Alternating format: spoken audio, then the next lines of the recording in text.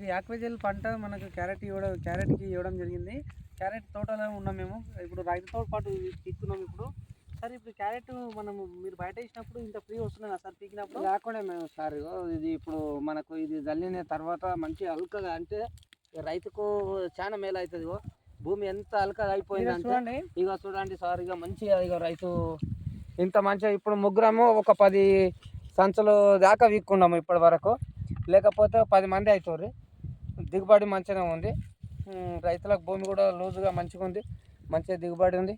జర వర్షాలు పడి ఇంకా వర్షాలు పడకపోతే ఇంకా మంచిగా బాగా అవుతుంది. చూడండి క్యారెట్ కూడా మనం ఎంత అవసరమే లేదు. ఎక్కువ శాతం తేజ్గా వచ్చింది, లూజ్గా వచ్చింది. ఎందుకంటే మళ్ళీ రైతు ఏం చేస్తుందంటే మళ్ళీ నీళ్ళు వేయకుండా కానీ నీళ్ళు ఒకసారి తడేస్తే పీకితే కూడా నేరుగా వస్తుంది. చూడండి స్ట్రేట్గా ఇగో కాయ చూడండి. చెట్టు కూడా మంచిగా పెరిగింది. మంచి పచ్చగా చెట్టు కూడా పెరగడం జరిగింది. మంచిగా కాయ కూడా సేమ్ సైజు వచ్చింది. ఇది ప్రతి ఒక్కరికి ప్రమోషన్ చేయండి. ఎందుకంటే క్యారెటే కాదు ప్రతి పంటలకు ఇవ్వచ్చు. దమ్మున్న ప్రొడక్ట్ యాక్వెజల్ ప్రమోషన్ చేయండి. ప్రతి ఒక్క రైతుకు దిగుబడిని పెంచండి. Thank you. ఇసుకు వెళ్తాం.